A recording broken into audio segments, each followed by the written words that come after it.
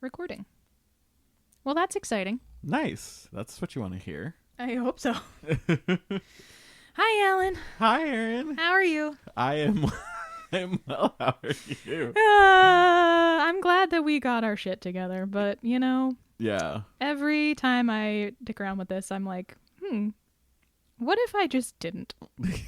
What if we just yelled into the void and whoever heard us? Well, yeah, I guess that's fair. So I guess listeners, open your windows. You might be next episode of the Fick List might be coming at you. You just hear. I tried to do the airplane. It did. I don't know if it worked or not. We'll find out. I hope it did.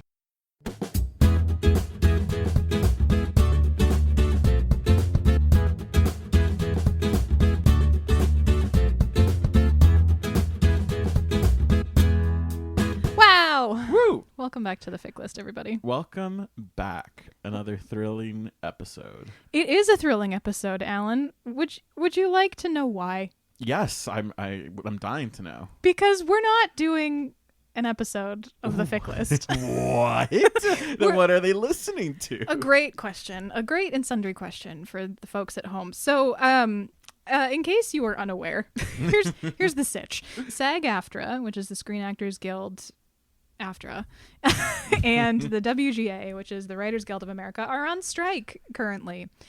And we do a podcast that is about creative work. Mm-hmm. It's not our creative work.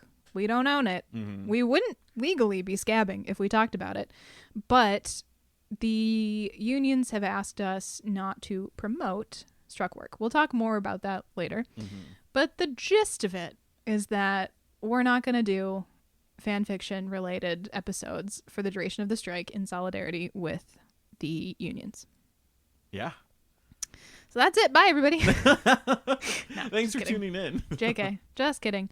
Before we get too far into it, I did write an outline of this episode, and we were supposed to start with an intro and our Ko-Fi supporters. I did see that, and I was like, okay, we are immediately ignoring this lovely outline that you created. Yep. But I'll follow you. Thanks. I made a TikTok, I don't know how long ago, that was like, it's the quote from Leonard Snart that's like, make the plan, try the plan, fuck up the plan, throw away the plan. That's not the quote, but it's close enough. And that's basically what our episodes are. Yeah, it's what fanfic is. It's like make an outline, fuck up the outline, throw it away. It's garbage. Exactly. We're not doing it. So in the spirit of our podcast and fan fiction, we fuck the outline. Yeah, fuck the outline. But that's sort of the gist of this. Save me, Alan. How are you? I'm doing well. I am very tired all of the time. I think that and we're just like in the midst of the worst season of the year. Yeah. Which is summer. And I'm sorry to all the summer girlies that are like, so true. Oh my God, but like, have you ever gone outside for a perfect summer night? Yes, I have, Sharon. Yes, I have. And you know what? It's still a swamp. Define perfect summer night, because my perfect summer night is an autumn night. Yeah, exactly. Yes, exactly. Crisp. Yeah. Wearing a cardigan, perhaps. Yeah. I hate summer. Yeah. We are not summer girlies. No, we are not. We've talked about this a lot. We do. Yeah. This comes up every summer. Every summer, because summer is the worst. We hate it. I'm always shocked when I find people that are like, but I love this summer. I have to understand there's different people. My dad is a summer boy. He loves it. He always, growing up, he was like, hell is cold. I was like, hell is this fucking house.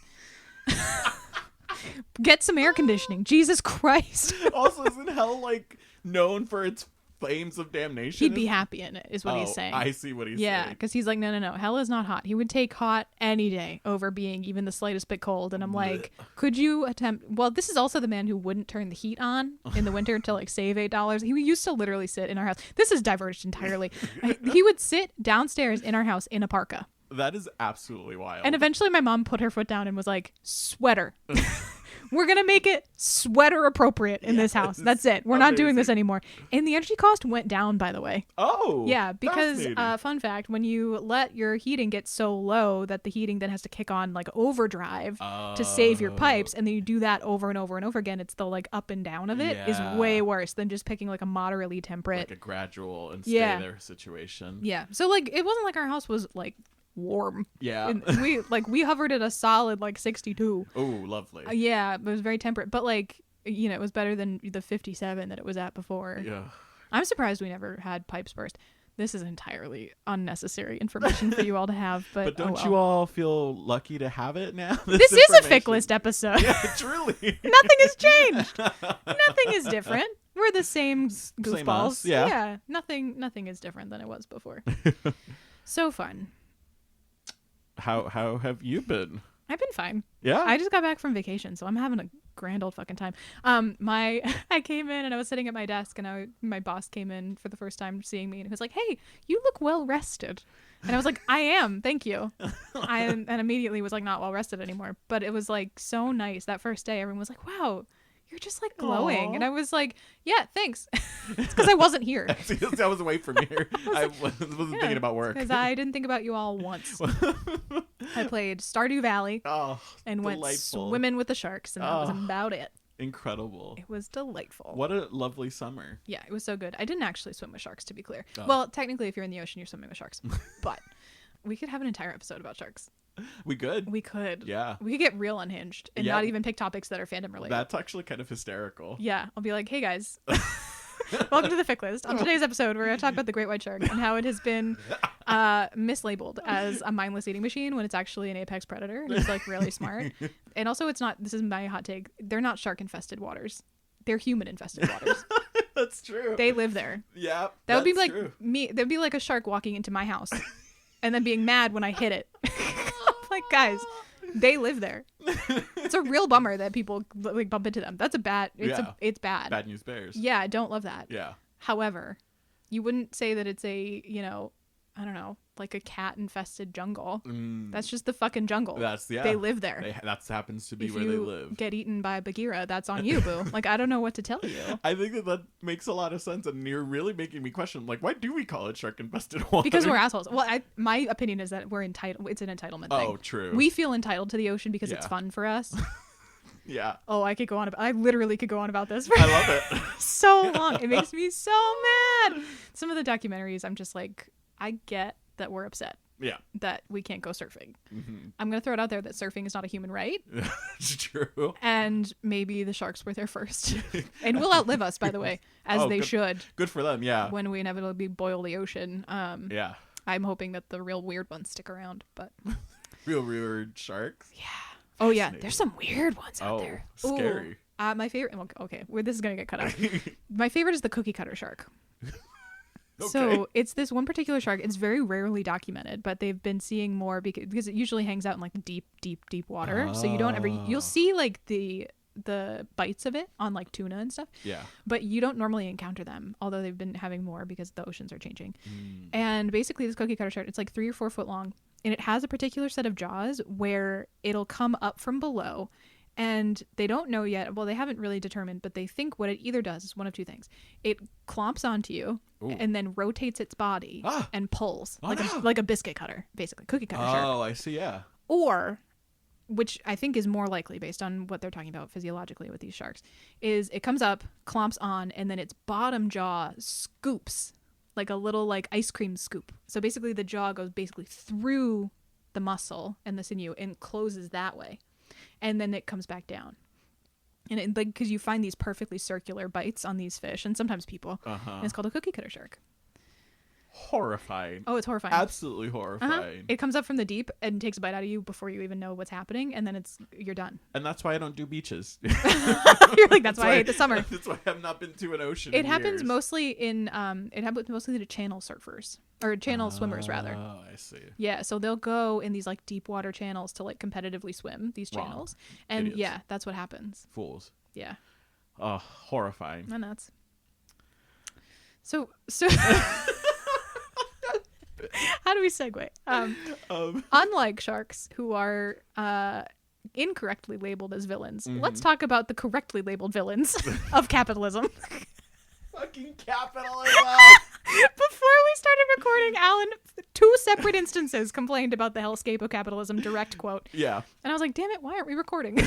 Someone throw a counter on the side of this podcast. Have a drink every time. Every time you hear the word capitalistic hellscape. Yeah, we'll be drunk in 16 minutes. Perfect. Yeah, it'll be good. Before we dive into all of that, this is the fic list. So one of the things that happened because of this, so we were working on a next episode that we had recorded. Yep. It's magic. It is. Alan was going to edit it. It's fantastic. Yeah, so much fun. It just took longer than it took to. We did not post it in time to beat the deadline. In fact, yeah. Yeah, of the strike starting. So we made this decision knowing that we have an episode in the can that, I'm sorry, y'all, we just are going to hold on to it until whatever. Because it's about struck. Goes. Yeah, it's in the vault. Because it was about, the fandoms were Our Flag Means Death, which is HBO Max. Yep. And Avatar The Last Airbender. Oh, that's right. Which is Nickelodeon, which is owned by Paramount. Yep. Which are both struck companies. Yep.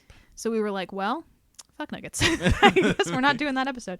So it'll come out eventually. Yeah. If nothing else motivates you to be in solidarity with the strike, go complain to all of the people that you didn't get your episode of the fic list. Yeah. And you won't until the strike is over. We're holding it hostage. Exactly. So it's a work stoppage.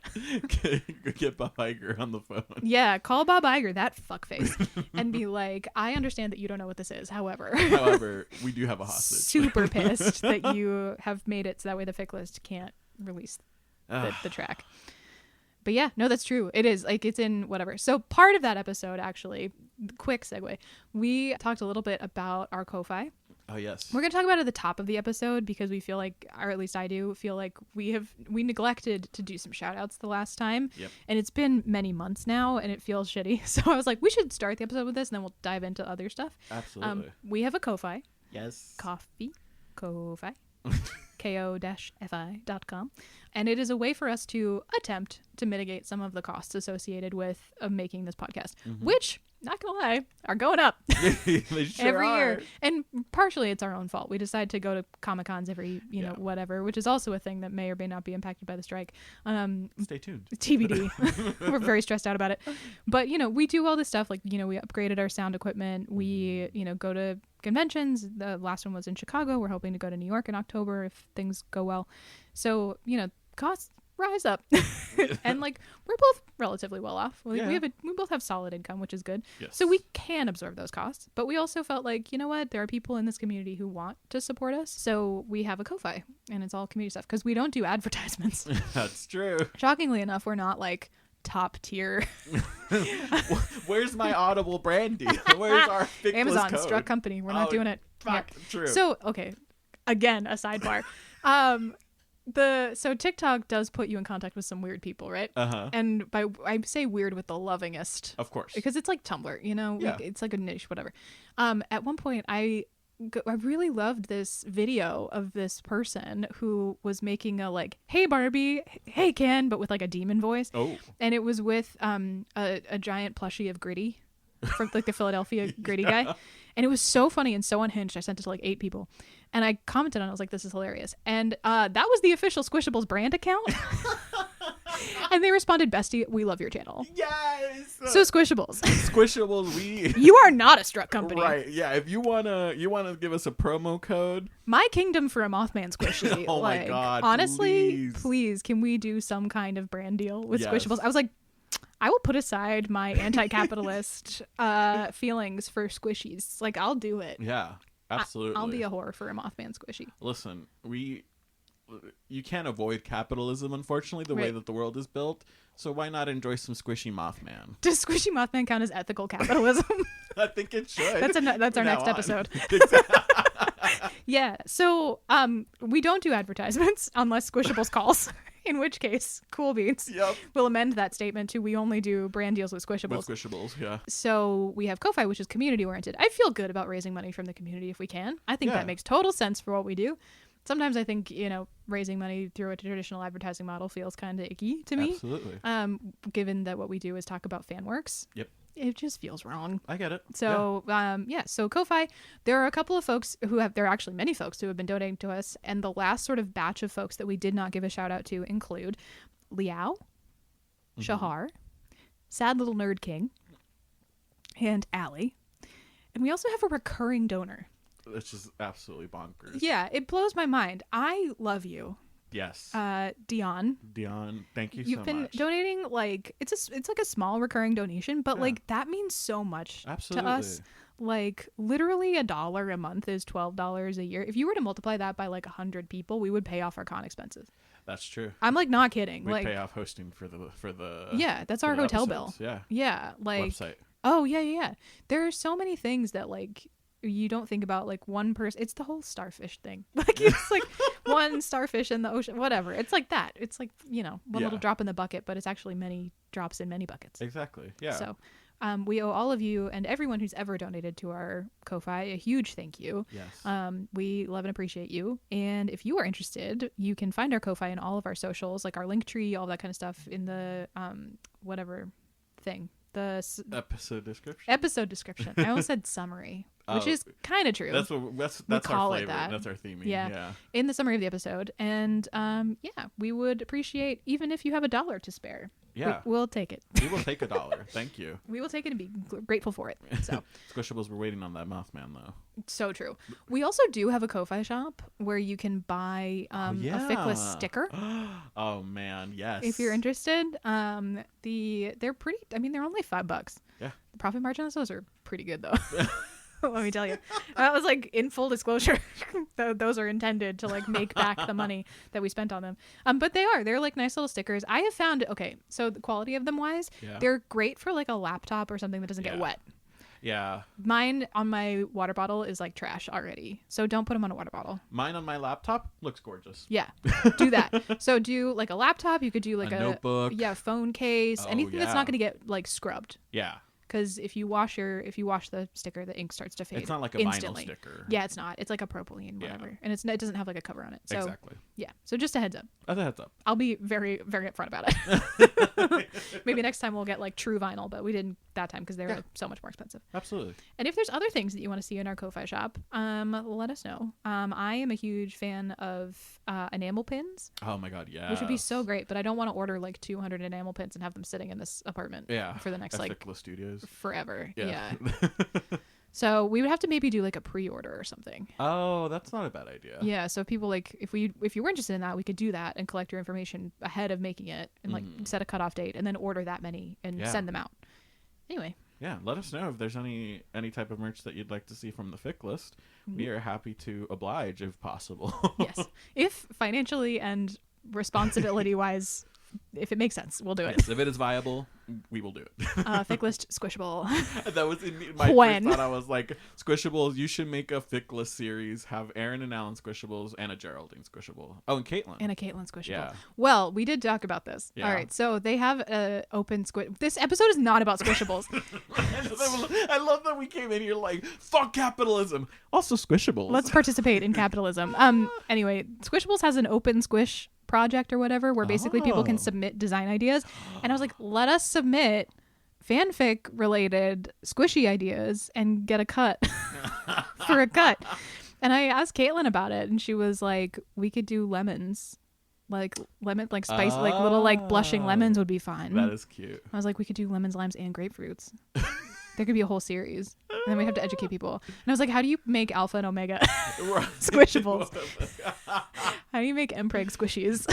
The true questions. Oh my god. Yeah. And then I was like, I don't know. We'll figure that out later. Yeah.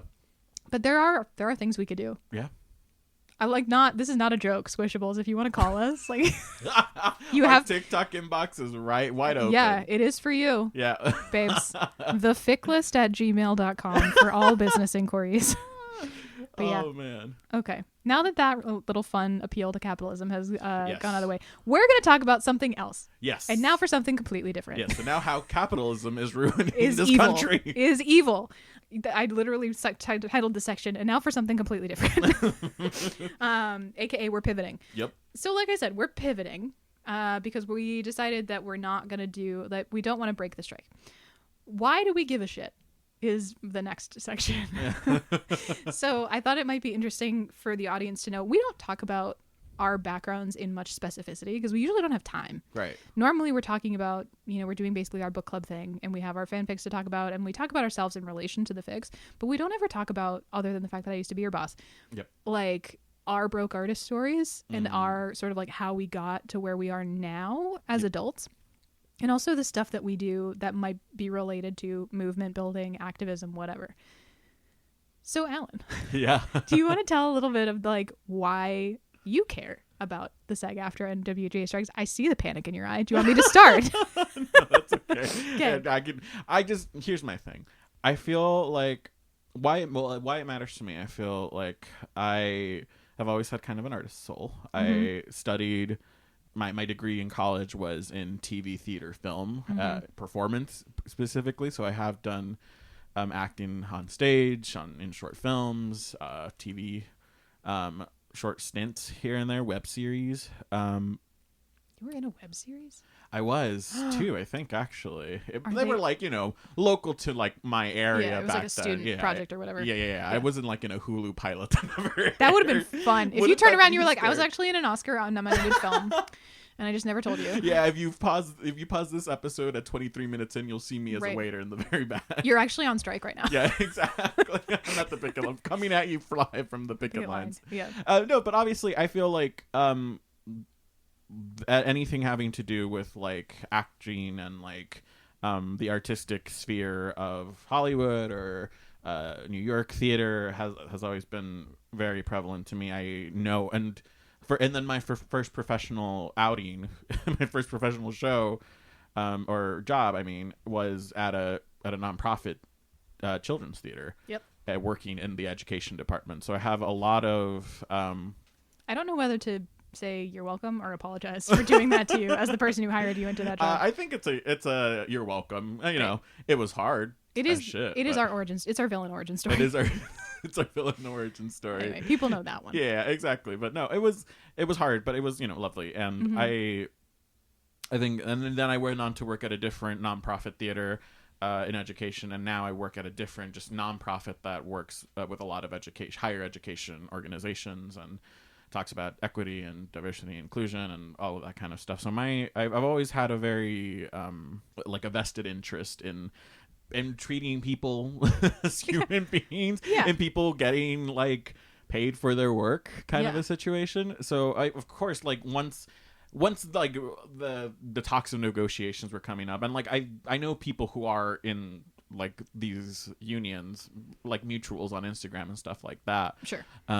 And so like they've been talking about this for years, like about the not getting residuals for streaming and like, and I just hadn't even realized how bad it had gotten, and to like see the list of their demands, which it feels wrong to call them the requests. They're very reasonable asks. Thank you. Yes, the question. Very normal shit to exactly. want. They would like to make a living. They Right. would like to not be like had their face scanned for AI. Ugh. Yeah, We're gonna talk about that because that scares the shit out of me. Me too. Me oh, too. My God. But anyways, so I feel like I've always cared. I have empathy as a human person, and I know that You're not an asshole. Right. And also just I've always felt very deeply that artists and actors and storytellers are the group of people that are always, they're not given as much like importance in our society. It's always like, oh, you want to work in theater, you want to work in TV, oh, you want to do that. Okay, why don't you be like a lawyer or like something of more import, quote unquote. But like if you think about it, all of the stories that we interacted with as children are kind of what shapes our view of the world. And so it's only fair to me that these storytellers get fairly compensated for that. Yeah. And so it's, to me, yes, I care because I'm a human person with empathy. Of course. Not even just as kids. On our day-to-day lives. Yes. We interact with more like art.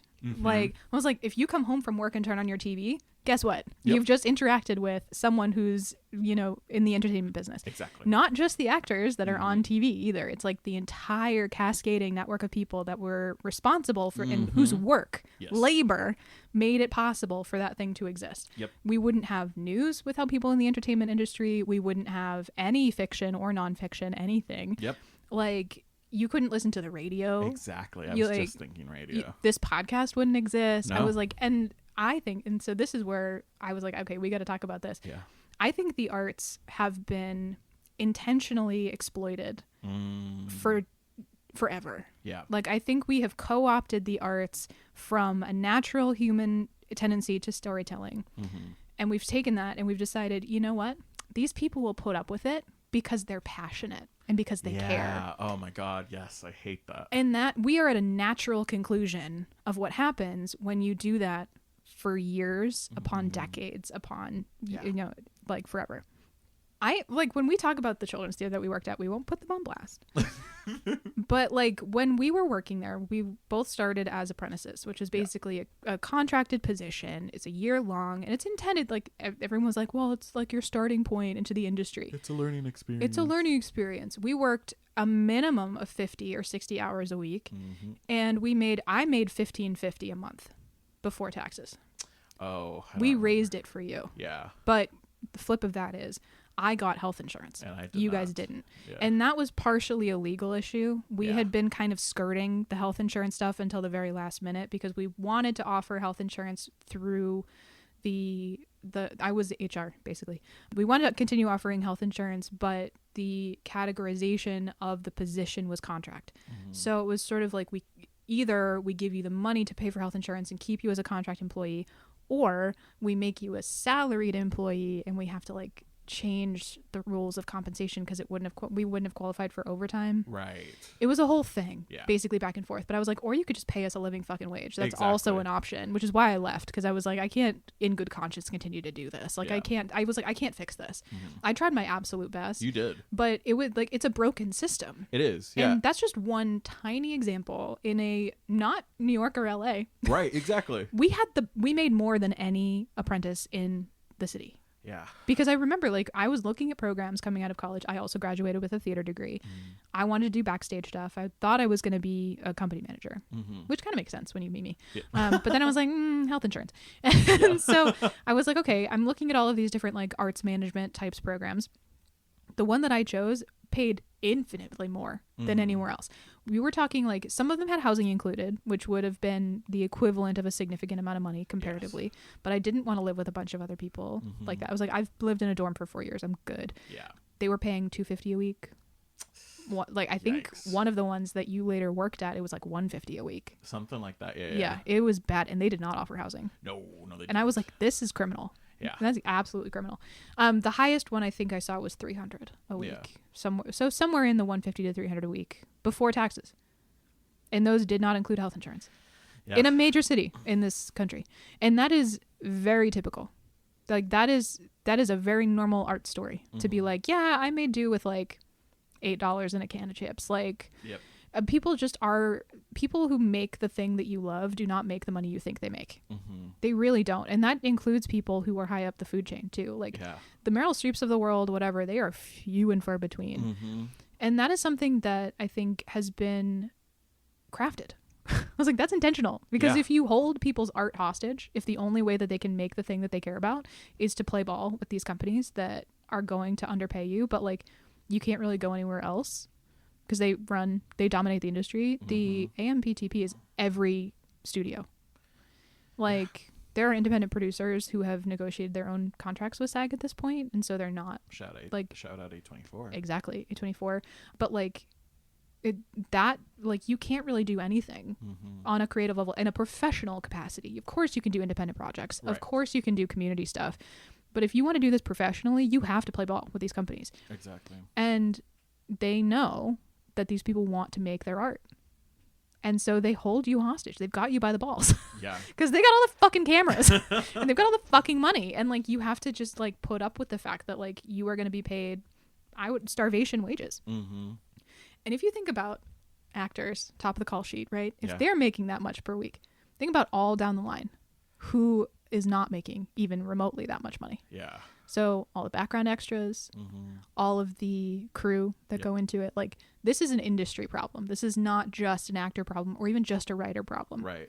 This is an arts industry problem. Frankly, it's an American labor market problem. Yes, correct. Which is why, solidarity is important, because I would hope that we would then turn around. The UPS Teamster stuff is still in process right now. So, I would hope that we're sort of having a summer of labor solidarity, which is actually, I think, long overdue. Yes. I think why we care about it is because we're connected to it. Yes. And so we know the ins and outs of this industry in ways that other people may not. And a lot of our friends are in it. Yeah. A lot of our, my family's in it. Oh, true. Yeah. Yeah. So my not blood family, but Yeah. people who are family are currently like without work Mm-hmm. because they're like, well, I can't be an actor right now. So I guess I'm just going to not do that. And so, yeah, that's why we give a shit because we've been broke and we both left. Yeah. Oh, absolutely. Yeah. Yeah. And that's, I think, one of the things that people don't talk about is like how many incredibly creative and intelligent and wonderful people get priced out of doing art, especially during COVID. Oh my God, yes. The arts industry is still reeling from losing because the only people who can afford to stay are the people who like have a cushion financially. Yeah. And so if you're on your own, if you have any other financial obligation, if you want to have a family, like I don't know how people with kids do it. I really don't. No clue. And that's, I mean, we're coming from the live theater side of things, but like screen is not better. It's all kind of the same. And it's like, these people are putting work in. Like, I don't know anybody who works more hours than, well, I don't personally know people who work more hours and do more sort of like wearing of multiple hats in those hours than arts folks. Yeah, I would agree with that. Yeah. And like, that's not to say that artists work harder than anyone else because I think that's bullshit. Yeah. Obviously, people work very, very hard doing Sure. other jobs. But the arts require just like a level of emotional labor too Yeah. that is not counted, and like it's a hard fucking life. There was a period of time, this is the story that kills people. I used to share an apartment with 2 other people. So there's 3 of us total.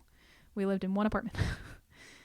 Between 3 of us, there were 15 job titles. Oh, wow. Yeah.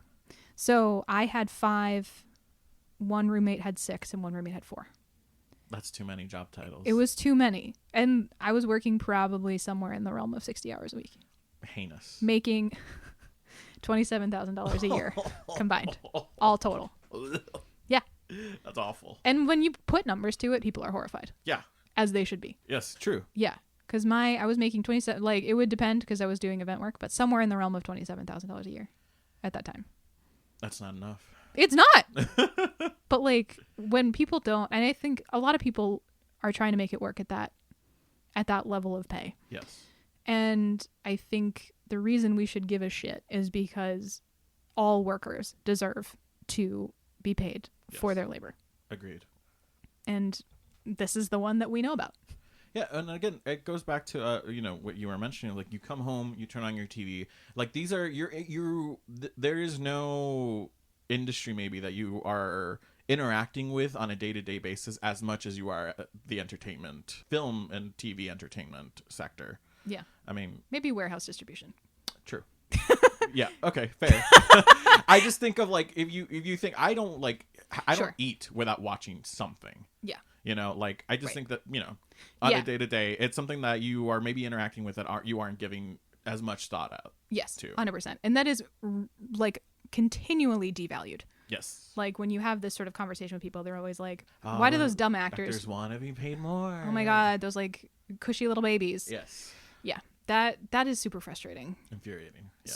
Super infuriating. So, what the fuck is happening? Oh, before we go into this, I also wanted to talk about any experience that we have with movements and activism and why do we have any right to talk about any of this stuff? And it's like, we all have the right to talk about it. But Sure. I have some specific movement background. You do, yeah. I have a fair amount. And so that's why I'm kind of taking the lead on this episode, because this was stuff that I understand and stuff I know about. As we go through the next few episodes, we're going to sort of like ping pong back and forth between who's the quote unquote expert. Neither of us are experts on anything. We don't know shit. But who's sort of like the lead? Who's done some reading? Yeah, who's done like a basic amount of research and then put it in a Google Doc and hope for the best. Yeah, in this case, it's me. Yes. So I do what is mostly movement support at this point and mutual aid. But I started doing that kind of thing in college, specifically with the creation of BLM and Black Lives Matter and Ferguson. Not the creation of Ferguson, obviously, but what happened with Mike Brown in Ferguson. That was sort of where my activist story starts. It became very clear to me that like no one needs to give me a microphone. Enough people like me talk at stuff, and I'm not knowledgeable enough about any particular movements necessarily. Like I'm not a subject matter expert on any of these things, but what people do need when they are trying to fight for themselves or their communities or anything like that is somebody to like hand them a water bottle and give them a granola bar and make sure they have a place to sleep and like that kind of stuff. So that's what I've sort of landed on in in the course of my time. So I've done a lot of like overnights at churches and stuff like that, where like I've just been the person with the keys, and I'll be like, yep, come on in, we got a place for you to crash. I've done a lot of that. And most recently, I got a union job. Yes, he's a union girly. Yeah, I'm a union girly. And I was raised with this sort of skepticism of unions. Mm-hmm. My parents had really sort of unintentionally absorbed the sort of Reagan era, fuck Reagan, of like unions have outlived their purpose. Which is, and to this day, my mom's like, I cannot believe that I used to say that to you, because it was so propagandistic. Yeah. I love my mother that she was like, I was wrong. Love that. But you know, there's this whole like sort of skepticism of like, unions, like, do we really need them anymore? People have good wages or whatever. And then obviously we very much do. Yep. And so like having grown up with that, I was like, I don't know about union. And then I got into the workforce and I was like, everyone should have a union, solidarity forever. I'm going to learn all the songs and I'm going to do all the stuff.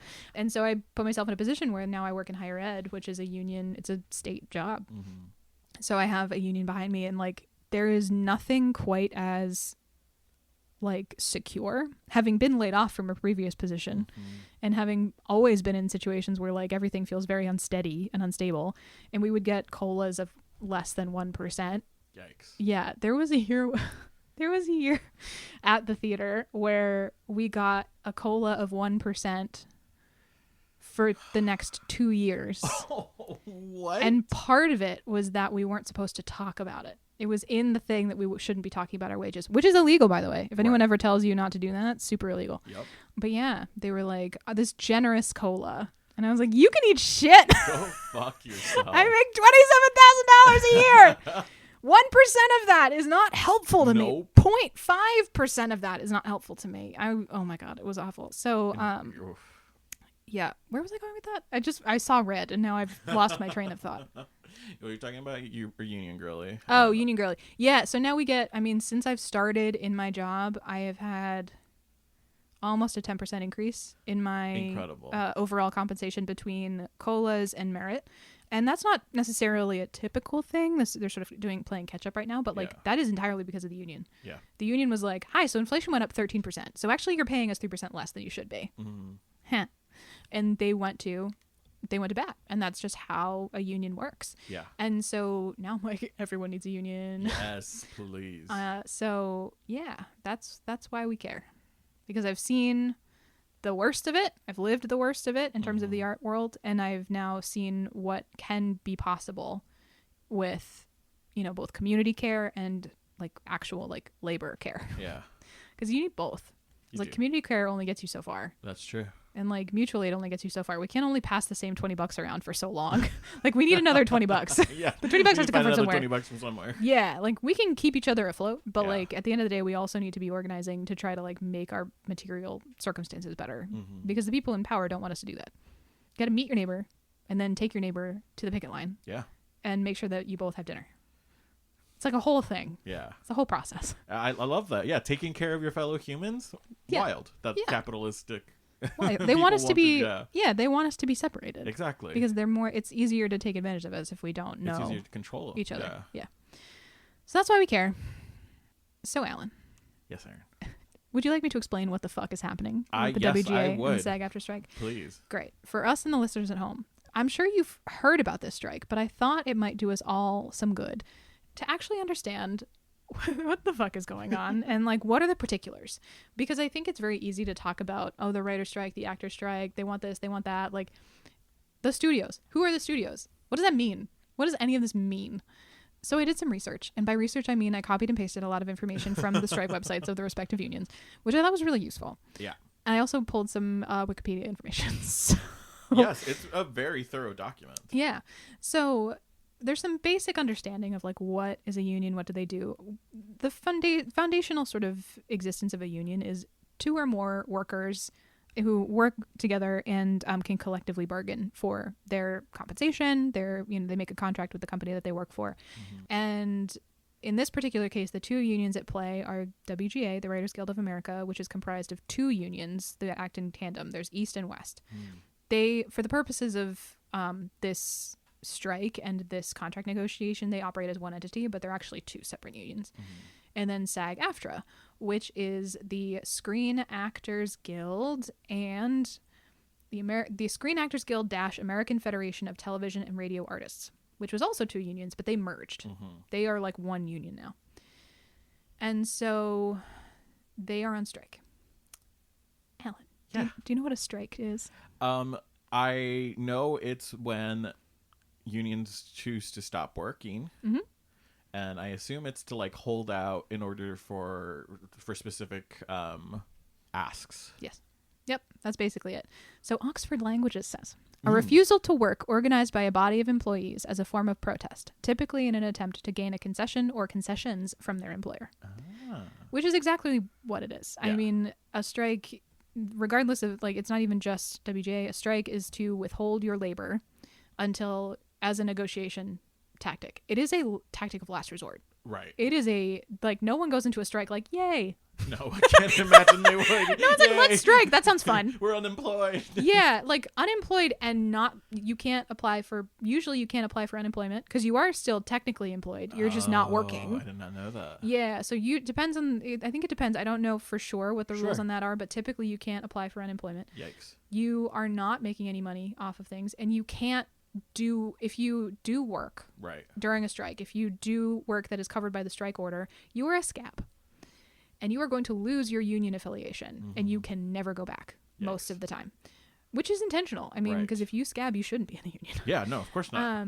Scabbing, for those who don't know, is when you decide to take on work that has been prohibited by the union. So if an actor were to be like, fuck that, and go work on a movie by Disney against the union's wishes, if they were in that union, they would be basically excommunicated from the union. You're taking on scab work, which is different than crossing a picket line. Crossing a picket line, well, it kind of is. Crossing a picket line is anyone who crosses a picket line in order to go do work. So you don't have to be in the union to cross a picket line. In fact, I went and picketed Captain America 4. Nice. Because they were filming in DC.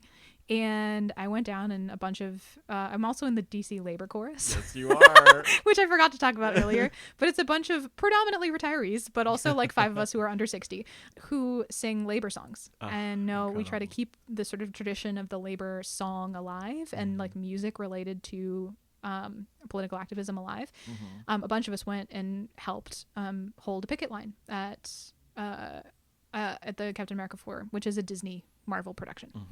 And IATSE, which is the International Alliance of Stage Technicians Employees, maybe? IATSE's crew, basically. And the Teamsters, who are the drivers. Most of them refuse to cross the picket line. Because a picket line, you literally stand and walk in a circle, and you block the entrance to whatever it is. Nice. And in order to get to the job site, someone has to cross your line. Oh, I see. It's a very literal physical thing. And so you can cross a picket line and not be in a union.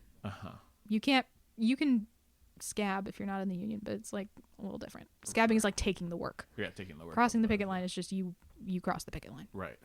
And that, as like a person who, like, there are several hotel chains that are currently being struck by their workers right now. You would cross a picket line if you went into that hotel. And I was always taught you never cross a picket line. Nice. Ever. And now that I've been on one, I'm like, yeah, you don't fucking cross a picket line. Ever. It sucks. But yeah. So who's the enemy? Who's the enemy? I think capitalism is the enemy, but like it's not. Like, it's not an enemy. The AMPTP is the Alliance of Motion Picture and Television Producers. They're a trade association based in LA, and they represent over 350 American television and film production companies in collective bargaining negotiations with entertainment industry unions, including, among others, SAG-AFTRA, the Directors Guild, the Writers Guild, and the American Federation of Musicians, and IATSE, the International Alliance of Theatrical Stage Employees. I wrote that down. Nice. Wow, I should have read my own notes. Well. So the Alliance of Motion Picture and Television Producers basically is the studios. They operate as one conglomerate, and they make a contract with each of the unions. And those unions contracts, by and large, set standard rates of pay, different different things that need to be done in order to maintain set safety, set rules like mandated breaks, things like that, for 3-year increments. And so those companies include places like Paramount Pictures, Sony Pictures, Universal, Walt Disney Studios, and Warner Brothers. along with all the principal broadcast television networks, so ABC, CBS, Fox, NBC, and streaming services like Netflix, Apple TV, Amazon, certain cable subsidiaries, HBO, and independent film and television production companies, so A24 being a good example of that. So when you hear someone talk about the struck companies, they're talking about basically all of them, which is why it's really hard. There are some exceptions, Sure. and there are some types of work that don't fall under this particular contract. So actually radio hosts, so if like NPR, they're not breaking a contract by working. Got it. Certain anime studios don't count. Certain voiceover doesn't count. Nice. Because they're negotiated separately. And this particular contract that is under, there's two, because it's the SAG-AFTRA contract and the WGA contract. Those don't apply to, one of them doesn't apply to soaps. I think it's the actors that don't apply to soaps. Huh. One of the two. Because it's like a different thing. Fascinating. Yeah, it's real. This is why it's hard to know what is right and what is wrong. 100%. And like, and like what's going on. What are the asks? Like this is why I wanted to be like, what the fuck is happening? And it's like, I'm not always certain. Sure. So this is my best. I pulled all of this information either from Wikipedia or from the website of the unions themselves. Yeah. Just for reference. Because you can do that. You can just look directly. So, the Writers Guild strike. Where it all started, kind of. So it actually started on May 2nd of this year when the WGA failed to reach an agreement with the AMPTP to renew their MBA, Minimum Basic Agreement contract, for the next 3 years. It expired on, and then they were like, okay, we need to figure out our next contract. They were unable to reach consensus, and so they were like, well then, I guess we're striking. That's what they did. And the WGA put out a pattern of demands, which is a constitutionally required statement of general objectives for the MBA negotiations, which was approved by the membership, 98.4% yes. So the majority of people were saying, yep, these are the demands that we want, and AMPTP would not play ball. So those demands include increase minimum compensation significantly to address the devaluation of writing in all areas of television, new media, and features, standardize compensation and residual terms for features whether released theatrically or on streaming, big piece of that, address the abuses of mini rooms, where studios will intentionally understaff rooms, so they'll hire like a much smaller number of writers to create the same amount of content. Oh, gotcha. That's particularly prevalent in streaming. That makes sense. Ensure appropriate television series writing compensation throughout entire process of pre-production, production, and post-production. Expand span protections to cover all television writers. I don't know what that means, but it sounds reasonable. Yep. Apply MBA minimums to comedy variety programs made for new media. New media meaning streaming. Yep. I did not know comedy variety programs weren't covered by this contract. That's fucking crazy. Increase residuals for undercompensated reuse markets. Restrict uncompensated use of excerpts. Increase contributions to pension plan and health fund. Totally normal. Makes sense. Yep. For feature contracts in which compensation falls below a specific threshold, require weekly payment of compensation and a minimum of 2 steps. Weekly pay makes sense to me. Yeah. Strengthen regulation of options and exclusivity in television writer employment contracts. Regulate use of material produced using artificial intelligence or similar technologies. And that was the sticking point for both unions, was AI. Yep. Enact measures to combat discrimination and harassment and to promote pay equity. Revise and expand all arbitrator lists. Now, some of that I think is really, really specific stuff that, like, if you're not in the industry, it doesn't really matter. Yeah, but to me, the stuff that is, like, the most important is the money. Yep. The AI. Yep. And the equity between and the parity between traditional media and new media, aka streaming. Yes. Does that sound right? I would agree. Those were all the things that stood out to me. Yeah. Those proposals would gain writers approximately $429 million per year. AMPTP put out a counter offer that doesn't meet all of those demands, but it would gain approximately $86 million per year, most of which is from the minimums, like the pay increases. And I pulled some data. I love this. For some context, Netflix, one company, gross profits in 2022. Gross profit. Ugh. That's after expenses. That's after all the taxes they don't pay. In 2022 was $12.447 billion with a B, as in boy, dollars. From an LA Times article, quote, a WGA analysis said entertainment operating profits for AMPTP members rose from $5 billion in 2000 to $28 billion in 2021, which is down from $30 billion in 2019. Boo-hoo. No, the boo-hoo was an addendum by me. Studio revenue has risen from $155 billion in 2013 to more than $220 billion in 2022. And spending on original content for streaming is expected to reach $19 billion this year, nearly 4 times the spending levels in 2019. So it's safe to say that they have the money to be able to pay what they're asking. They don't fucking want to. They don't. That's what it boils down to. Yes. They have the money.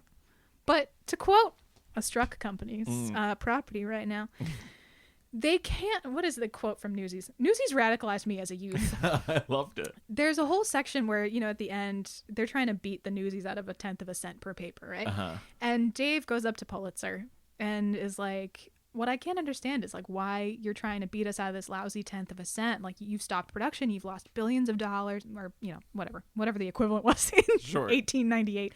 You've lost all this money for what? And Jack Kelly, played by Christian Bale, love of my young life, was like, "Well, he can't let us win, Davey, because if we win, then that means that we have the power." I'm paraphrasing, and that's what this is about to me. That is fully what this is about, is they were like, we cannot let these people think that they have the leverage here, because if we do that, if we lose this one, we'll never, they'll know. Yeah, they'll know the power they hold. Yep. So for context, today is July 30th, which means those writers have been on strike for 2 months, almost 2 months, without work, picketing.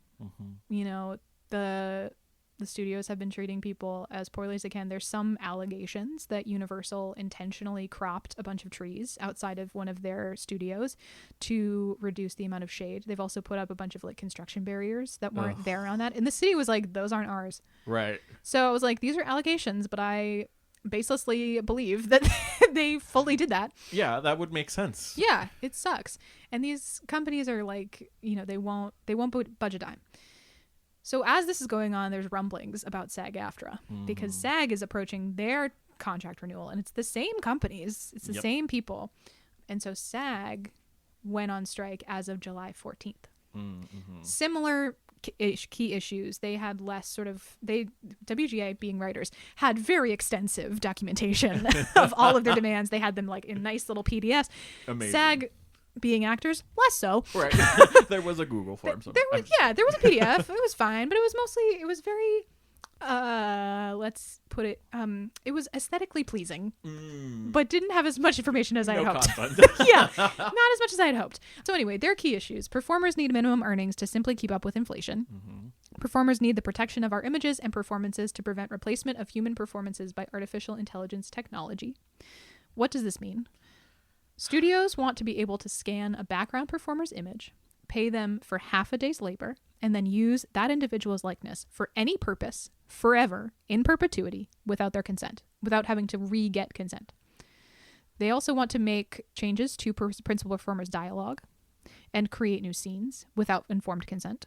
They want to be able to use someone's images, likeness, and performances to train new generative AI systems without consent or compensation. I cannot believe that is a thing that studios are like, yeah, this is fine. That's reasonable. Why wouldn't this be a reasonable ask? Let me just take your image and then use it forever when I want to. Yeah. That is fucking dystopian. It's living awful. In a fucking dystopian. It's the end times. Capitalism! Take a drink. Oh, man. Infuriating. Sorry. That's point 2 on a list of more things. But we should talk about that more in depth, because we could also have a whole episode about AI and fanfic and writing. AI to me scares the shit out of me. And I try not to be old woman shakes fist at sky. Same. But there are some very, very scary things about AI from an artist perspective, from just a human existence perspective. Yes. And this is a good example of that. So the unions are like, that sucks. You shouldn't be able to do that. Performers need qualified hair and makeup professionals, as well as equipment to safely and effectively style a variety of hair textures and styles and skin tones. Basic shit. Yeah. Basic shit. Performers need compensation to reflect the value we bring to the streamers who profit from our labor. All performers need support from our employers to keep our health and retirement funds sustainable. Principal performers need to be able to work during hiatus and not be held captive by employers. I assume that would mean, in between shooting, that they are prevented from doing other things. Yeah. And then principal performers need to be reimbursed for relocation expenses when they're employed away from home.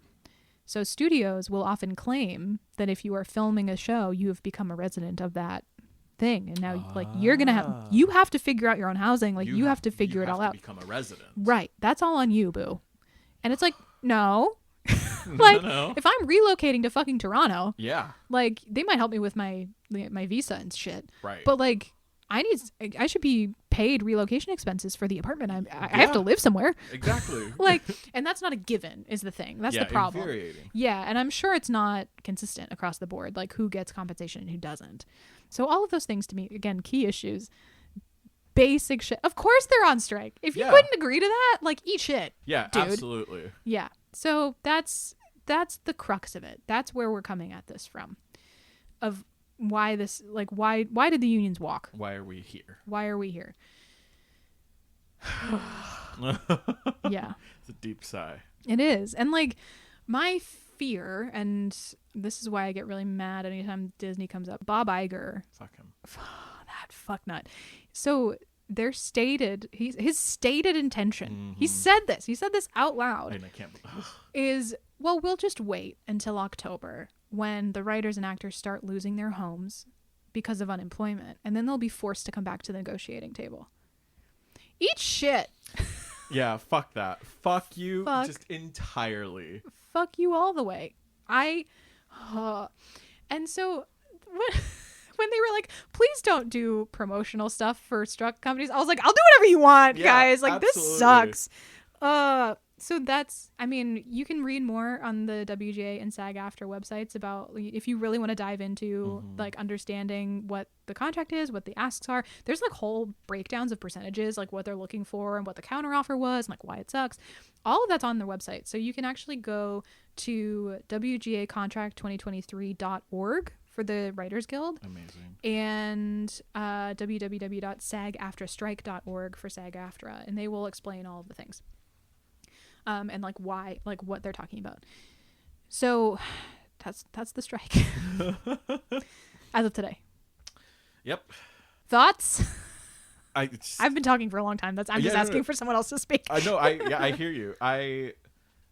Again, thank you for walking us through that. I think it's really important for like people like me. Like I had a basic understanding, but I didn't know all of the like nitty gritty details. Yeah. So I think it's really important for the general populace to kind of get an understanding of what the situation actually is, and like what is like, because I keep sticking onto the AI point, and like that's like, you can be like, oh, but AI is so fun. Like that's like, maybe it's coming for writers and like the entertainment sector first, but make no mistakes, like AI is slowly gonna, like, if we let capitalism win and use AI to recreate, to like just to fill in the void of like human work, then it's just gonna start trickling down, and eventually it's gonna reach everyone. Like everyone's gonna start being replaced by AI. Right. And here's the thing: in an ideal, beautiful, utopian world, right, where everything has good intentions, there are many things that should be run by AI. That'd be great. 100%. Yeah, I love that. We could have universal basic income. There are jobs that wouldn't need to be done. I was like, there are jobs that can be automated. Yes. Fully. Agreed. And absolutely. Safely. Yeah. 100%. Let's do it. Did it have to be fucking screenwriters? No. That was like, does AI have to write movies? Like, no, the whole, like, the goal of AI should be to free people up to be their whole selves and not have to give their lives to work. But then they can't control us. It should be a tool and not necessarily like like a replacement. Right. And inevitably what happens anytime that there is a big shift in technology is like other things crop up around it, because people have to work, people have to eat. Yeah, of course. But this AI will fundamentally change our relationship with work, and the way that we're headed right now is like, it's the wrong version of that. Like, we could create a world where people do not have to do the kind of like tasks that are dangerous, repetitive, unnecessary. Like, we could automate so many things if we were willing to build in a social safety net. But God forbid this country ever do anything like that. So instead, we're just gonna destroy people? Like, yeah, it's unfathomable to me. And like the fact that these studios, like, that's where they're sticking. They're like, no, like that was one of the ones that they absolutely would not budge on. No, I know. Because, which is horrifying. Yes, because they're throwing all of this money to develop AI faster to get to a point in which it can just Like, that's their dream, to be able to make content without ever actually needing to pay anyone else. Right. They love that. Right. So it makes sense that is the sticking point. But then that's why the fight is so important, I feel like. That's why it's important to speak up about these kinds of things, to inform other people about, like, how can you pitch in? What are the things that you can do? Don't cross the picket line. Figure out what struck companies are. Figure out if any of the things, like any of the things that the unions are asking for, apply to you. Yep, I agree. So what does that support look like? What does that mean? Mostly for non-members. I mean, for members of those unions, supporting the strike means, probably being on the picket line and not taking scab work and all that kind of stuff. I'm not going to speak as a member because I'm not. Right. I'm in a different union. But as non-members, as those of us out in the world who want to be supportive, the things that the unions are asking for, and this could change day by day, which is why it's important to keep up to date with the websites and the unions themselves through social media. Support them on social media. I think one of the biggest differences between the current strike and any previous labor dispute between the studios and the writers, the actors, any of that, is the influence of social media on public opinion. Because I remember the previous writer strike. Yeah. And the public support was not great. Alan my cat is here. And Alan was like, I'm going to gently poke her toe beans as she stretches out in my direction. Yeah. So social media is like a hugely influential part of this fight in ways that it hasn't been before, because TikTok didn't exist during the last one. Social media was a very new thing during the last one. And the voices of the working class are much more prevalent, and the option to be in solidarity directly with these unions and to interact directly, hear what they have to say. You can follow Adam Conover from Adam Ruins Everything. Yeah. He's doing incredible work on social media explaining what the fuck is going on. Half the stuff that I just talked about, he's talked about in better depth and more succinct and more funny than I could possibly do. Adam, if you want to come on this fucking podcast, please do. Right. Social media allows for direct exchange of information and also allows you to be a conduit for that information, and making sure that people understand there's not misinformation being floated around, that people understand the severity of what's going on and why they did it. Why are they on strike? Because if you don't know, it does sound like, oh, you cushy actor types are just walking out, or why do we care about writers? Who gives a shit? AI can write it, whatever. If your social media is flooded with, no, this is why, this is what's important about it, and this is what we need to talk about, and this is the information, social media support is huge. And it's the first time that I think we're seeing this kind of, well, there's also just in general, a large portion of the internet talking about labor as a whole, right, for the first time, and labor organizing as a whole, which is a whole other tangential but related discussion that I think is fascinating. So social media, we can boost their hashtags. You can talk about the strike. Try to do it from a research point of view. Yeah, please. And just put your support out there and be like, yeah, I support the strike. Donations and buying merch is another way. If you have money, honestly, money. It sucks because inevitably what you want to do, everybody always wants to be like, here's what I do to support the strike. I show up and I do blah, blah, blah. And 9 times out of 10, that's actually not helpful. Right. The most helpful thing you can do is help people feed their families so the strike can keep going. Yeah. Because right now, again, the writers have been on strike for 2 months. It's only going to get worse. Right. And literally the stated goal is to starve them out. So the most radical shit you can do right now is make sure that they don't get starved out. Yep. That's direct action. And would I love to, show up at Bob Iger's house with a roll of toilet paper? Sure. But it's not going to help anybody. Right. So there is the Entertainment Community Fund. It's a nonprofit organization. Has existed before the strike, will continue to exist after the strike. They provide human services nationally for people who work in film, theater, television, music, opera, radio, and dance. That is from their website. They have been supporting people just to pay their rent, make sure they have food on the table. Some people who have lost housing have gotten housing through this organization. They're there for artists who are in financial trouble, and they have seen their requests for help triple in the last month. So they need money. So if you have any money to spare, that will go to anybody impacted by any of the stoppages. So that includes people there are IATSE folks who are standing in solidarity, won't cross the picket line, get fired because they won't cross the picket line. so these funds are available to anybody who's impacted, which is why it's so, I think, important to donate there. Each union also has like a full list of ways that you can help financially. So if you're interested in, being more specific, donating to SAG specifically or donating to WGA specifically, you can do that as well. And you can buy the merch. Who doesn't love a fucking t-shirt? Who doesn't love a fucking t-shirt? I will be buying a t-shirt at some point in the not too distant future because I'm probably going to go picket again. Something that Adam Conover actually said was support your faves via their other shit. Yes. And I was like, oh yeah, because he is doing a comedy show like this weekend and this past weekend, and he was like, yeah, so stand-up comedy is not struck. Nice. I can do stand-up comedy all I want, and that's how I'm paying the bills right now. Amazing. So he was like, come to my show. And that's, and writers, actors, art people, we always have a side gig. Yeah, side hustle. We always have like 8 side hustles at any given time. Does your fave have a, I don't know, like a music, like a band? Oh, true. Do they have music that you can buy? Mm-hmm. Don't stream it. Buy it. Because Spotify is also bad. But can you go to a show? Can you buy some merch from their merch table? Mm-hmm. Do they have a shop on their website? Yep. That where you can buy merch directly from them? Do they have a fucking Patreon? Yeah. Can you support them on Patreon? Do they have an indie project that they've wanted to do that now they're going to do? Because cameos, like any of that stuff. Support them via their other channels, so that way it's because if you're not somebody who wants to just donate straight, you can always just buy the stuff. Right. If you want to get a little something for your money, do it. Just make sure that it's through them. Right. Exactly. Like what you don't want to do is go buy Stranger Things merch from the Netflix website. Don't do that. To the Disney store. And that doesn't help. But if you have some favorite folks that you know and love and want to follow, like find the ways to support them directly. Yep. You could kindly and gently ask them what the best way is to support them directly. Don't hound them. Yep. Fandom, I know you. Look me in the eye. We're not going to hound them. They are going through a lot. They've got shit to do. So if they don't respond to you, it's cool. But like, you can always ask, especially like some of the more sort of like one-to-one people. Like there are people who you're never going to get a response to, but there's like a whole biosphere of actors who do interact with the fandom and like are interested in doing that and have been open to that.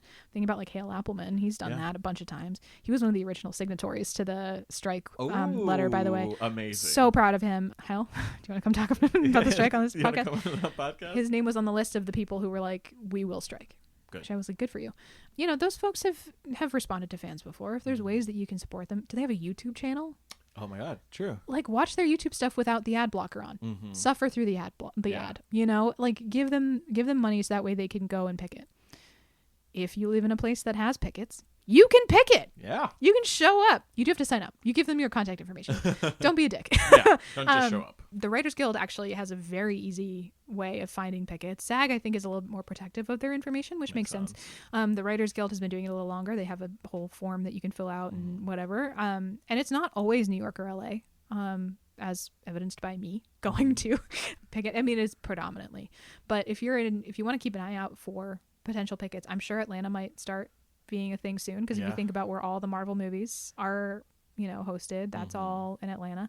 I wonder about Toronto, places like that. True, yeah. So there could be, Massachusetts has a bunch, because Massachusetts has intentionally tried to put films. So there's other places besides just New York. Yeah, if you California are interested, give it a search. Yep. Maybe there'll be one closer than you think. Yeah, you just never know. And just keep an eye out every once in a while, because sometimes they do on location shoots too.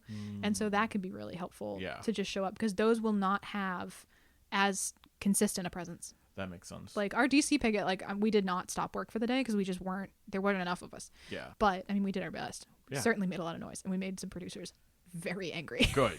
Which was so fun. Perfect. Sang a lot of songs. Someone gave me a mic. Someone gave me a bullhorn. It was a mistake. Incredible. Someone was like, "Do you know Solidarity Forever?" And I was like, "Boy, do I!" And so we started singing Solidarity Forever into a bull. I wish I was kidding, but I'm not. No, I love this. It was so funny. We started leading some chants. I'm loud. It was fun. Yeah. So there's always that. You can do a picket, and if you are in a place where there is a literal picket line, or if you exist on the internet like we do, don't cross picket lines. What does that mean for fandom, though? The fuck does that mean? Important to know. I sort of broke it down. We can have a discussion about what this means if we want.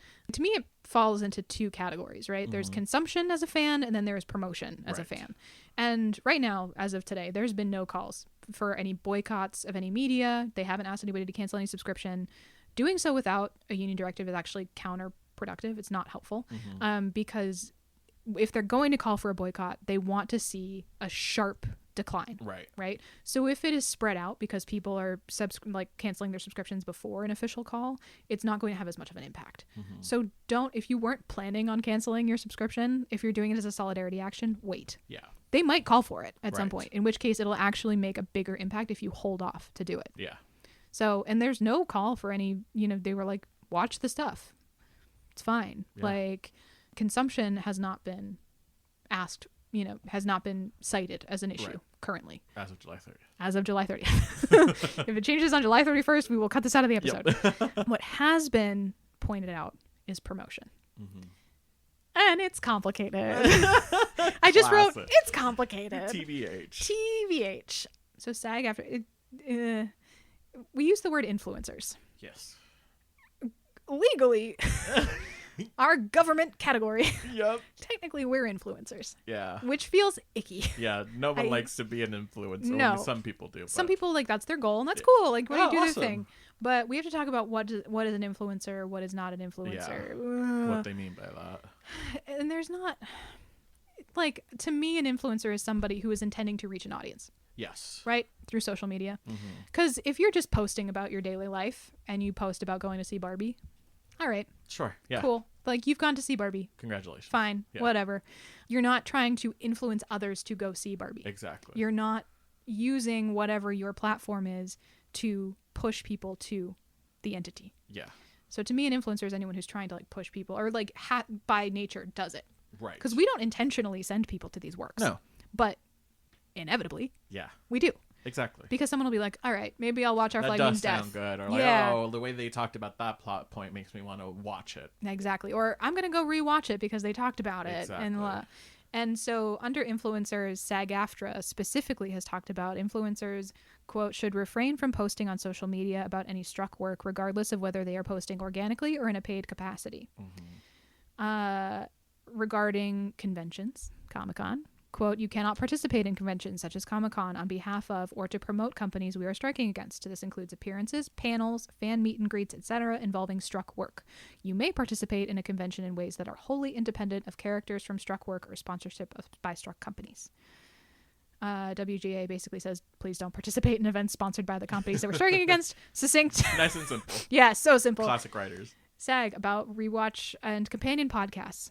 They are considered promotional. Rewatch and companion shows drive people to the struck companies' platforms to watch the shows promoted by your podcast. We must stand together to show those companies our power and influence so they will provide performers with a fair contract. This was the quote that was like, all right. This is it. Yeah. SAG-AFTRA fully appreciates the importance and reach of the work you do in the podcast space, which is why we need you to stand with us to stop promoting work that benefits the companies we are on strike against.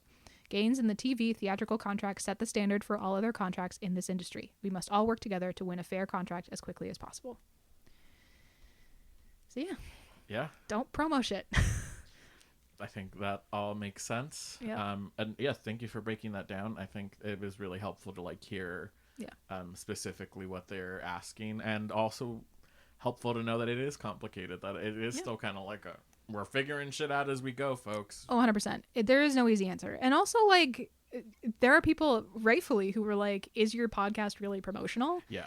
And I was like, we feel like it is. Yeah. So, that's our line in the sand. Other people might choose differently. Exactly. And it's an ask, not a directive. Sure. But when a union asks you to do something, I think you should do it.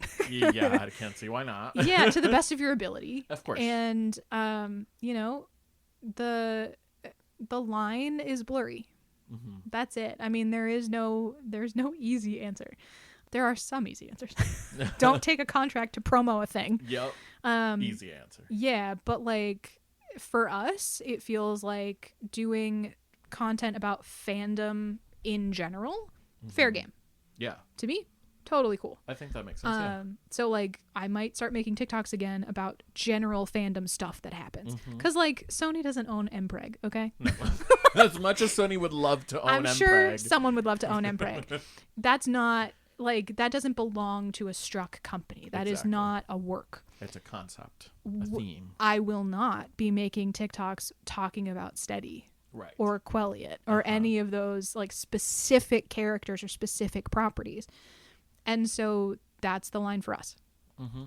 We're going to make episodes of this podcast without talking about the other part of that is like we could dive into independent or non-struck things. Listen, but like fuck. If you want an A24 podcast, here we go. Someone did suggest that and I was like, girl, I'm not knowledgeable enough to do that. Like I well and truly, we've talked about it. We were like, maybe we could just no. Yeah, I think all of our fandoms are struck. Yeah, I think it gets too hard, and I think that in the spirit of the thing, right, this is what we feel is right. Yeah. So we're going to talk about fandom general stuff. I think some of our tentative topics of discussion include things like the creation of and current events regarding AO3. Mm-hmm. Because boy, howdy, has there been some stuff going on with AO3. I think it's important to talk about censorship in fanfic because boy, howdy, is there a lot going on with KOSA, the Kids Online Safety Act, that is going to impact fandom one way or the other. Yep. We could talk about Goncharov. That was suggested in the Discord. We have a Discord, by the way, 18 plus Discord for those of you who want to participate with us. I think we talked about it a little bit in a previous episode. Yeah. I mean, what was brought up in the Goncharov? Do you not know about this? No. Oh my God. All right. Don't Google it. Oh boy. This is now an episode. So the short version of that is Tumblr made up a movie and then created a fandom of that movie. And there's fanfic, there's fan art. Hysterical. It's incredible.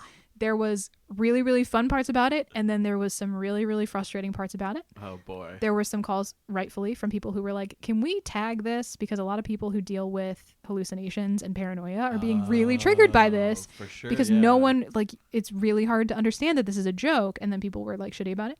So we could have a whole episode about how it started, where it went, all that kind of stuff.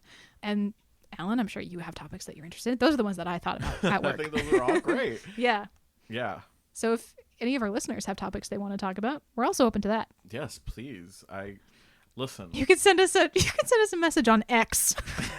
Gross. My app icon updated overnight and I was livid. I was so angry. Yeah, that's another thing. We're probably gonna get rid of that Twitter, by the way. Yeah. I can't do it anymore. Well, there's no Twitter anymore, so you're gonna get rid of that X I'm gonna go get that X account. Yeah. Oh my God. Yeah, we could talk about the social media landscape and how it impacts fandom. There are all kinds of stuff.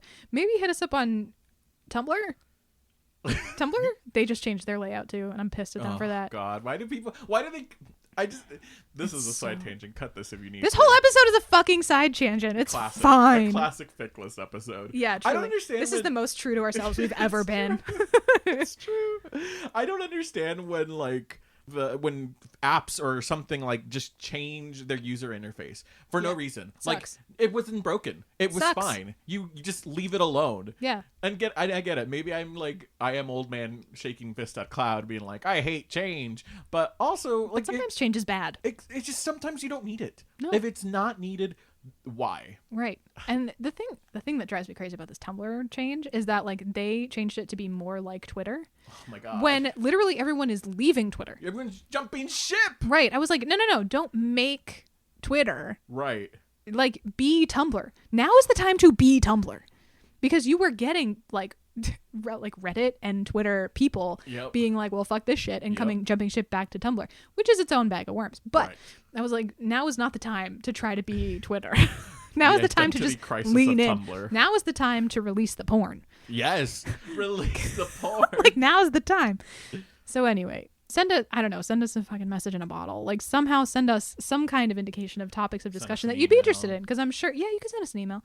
Reach out to us on TikTok if you have a topic of discussion. If you're 18 or over, join our Discord, which is linked in our link tree. And, drop some ideas. We're open to them. What do you want to hear from us? Because we also don't want to, we could sit here and talk about all of these topics that are interesting to us. But also we want to know if there's anything that you want to listen to specifically. Right. We'll take a crack at it. Right. We can obviously sit and talk forever about almost nothing. Yeah, truly. As Exhibit A, this episode. Yeah. We're an hour and a half in. I thought for sure this episode was going to be under an hour. Nope. And I imagine that 45 minutes of that is strike. Everything else is us. Yeah, 100%. This is why all of our episodes are so long. But anyway, obviously we will do our best to do episodes about stuff that people are interested in. So send us a topic. Those are a couple that are examples that are permeating, if you can think of other things. I am hoping to maybe talk about the online creator landscape in terms of labor. I need to do more research into this, but I think One of the TikTokers that I love, whose name always escapes me, he raised an important point about user-generated content being the new frontier amidst the strike. Like, what people are failing to recognize is that this might be the end of traditional media. Right. Because YouTube entered the chat. YouTube, TikTok, stuff like, he was like, I'm hoping we see an indie renaissance, frankly. Like, more people than ever have access to creation because of online content creation. But it is incredibly difficult to monetize it. And it is incredibly difficult to make a living at it because none of us are union. We don't have an online creators union. So it's like one of those things where, like, it's a fascinating part of this whole biosphere of shit going on right now that I think is an interesting episode unto itself. Yeah, I think that I hadn't even thought about that, about like just how different things look now given how accessible the internet is, and like, and all of the implications of that. Well, it's like, think about companies like the Try Guys. Oh, true. Right? So Dropout they are TV. Yeah, I love Dropout. They're standing in solidarity too, by the way. Yeah. So if you don't have a Dropout subscription, now is maybe the time to get one. I love them. So, you look at a company like the Try Guys, right? Second Try Productions. They used to work for BuzzFeed, this major media conglomerate. They went out on their own. They started this whole thing. They started their company. And I am always so fascinated to watch these little startups become the thing that they tried to get away from. Oh, and that's not an accusation. Like, Yeah. I think the Try Guys are doing the best that they can, but like, the whole Ned scandal showed that they had some really serious flaws with their internal structure, where they didn't have in-house HR. They didn't have anybody, like, that just shouldn't, like, they weren't prepared to be a company. Exactly. Because they were a bunch of friends who made videos. And I think that is one of the things happening. I mean, I see it a little bit with Watcher, where I'm always like, you have a lot of interns. I have questions about that. Right. I'm sure they're a lovely employer. I'm sure they're all happy to be there. But like, that doesn't negate the fact that this could be a labor question. Exactly. And so I'm very interested to see how user-generated content evolves in the face of this, and if we start having the same discussions about wages and protections in that new space, which I think is inevitable. Right. That we're having with traditional media. Yeah. Wow. Isn't that like fascinating? That is really, it's absolutely wild to think about. And like, I don't know, I just keep thinking about like the cyclical nature of this. Like, it feels like every so often you have to like take a stand against, like, hey, we need to be paid fairly, equally. And it's wild, but I think that those are really salient points. Thanks. Yeah. So that's the episode. That is our strike special. We'll keep you posted as stuff goes on. I'm sure as things continue to happen with the strike, we might post a little like, hey, this is the deal now. Yeah. This is whatever. We are, we're going to do our best. We'll keep you posted as to convention stuff. Yeah, we'll see where that lands. Yeah, because like, I don't know, when you talk about sponsorship, like, does Netflix sponsor C2E2? Like, I don't know. We have to do some research into that before. Our intention is to go to New York Comic Con. We have some panel ideas put forth in there. We don't know whether or not they're going to be accepted. We feel reasonably sure if they're short on programming that they might choose us.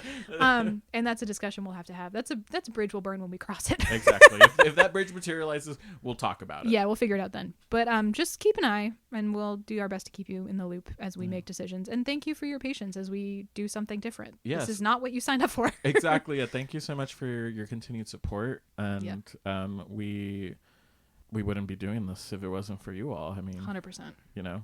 Otherwise we would just be sitting here screaming into a void. Yeah. Which, I mean, frankly, we do anyway. Yeah, at this point, yeah, maybe. It's helpful to do anyway. I think someone in the Discord was very kind and said, no matter what you do, we'll be here to listen.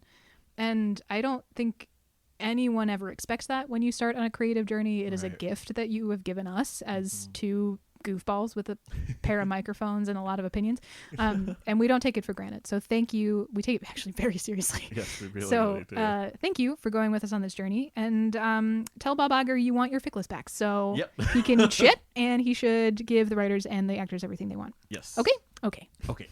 Great. Where can people find us, Alan, if they want to support us? Okay, well, no longer at Twitter because that is deceased now. Rip in peace, Twitter. Rip in peace, Twitter. In the arms of the angels. What's that night? There was a Celine Dion song that was the commercial that would wake me up at 3 a.m. I'd fall asleep on the couch. Oh. It was not some pleasure. It's that too. Yeah. Wow, those sound waves on that recording.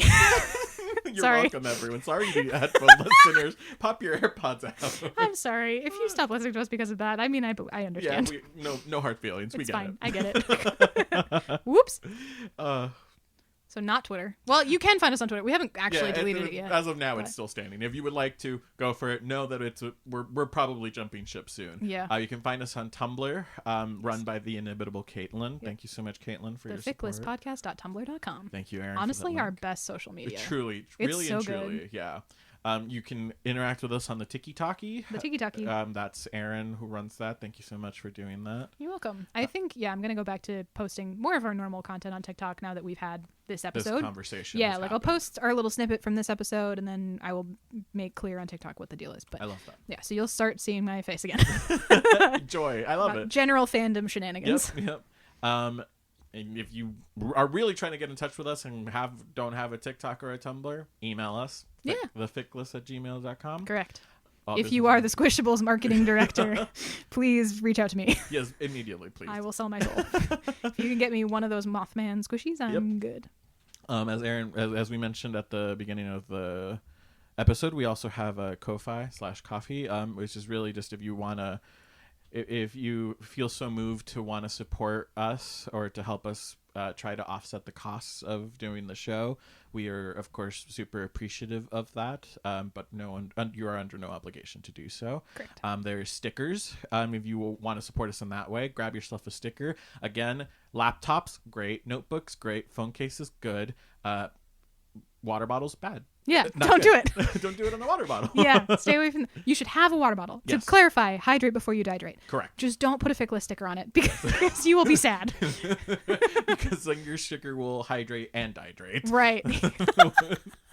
Yeah, correct. And anything else you want to find out, you can go to thefickless.com and there'll be links to all of wherever you can find us. Every corner of the internet in which we are, you can find there. I forgot about our website. You're so right. We do have a website. We do have a website. Thefickless.com. Yep. I made that. You did. I did. know. I forgot about It was it. beautiful. Thanks.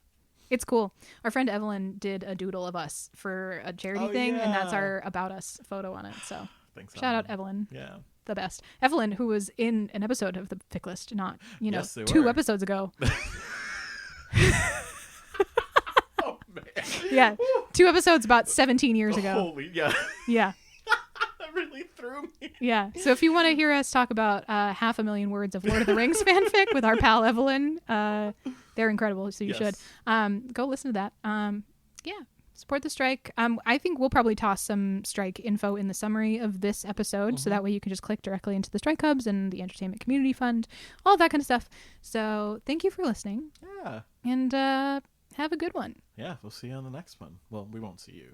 You'll hear you'll us see us. Well, you'll hear us. Yeah. after the fact. After, yes. Yes, like approximately weeks. 2 to 3 weeks after we've had this conversation. Business weeks. Yeah. Yeah. All Eventually. right. We gotta go.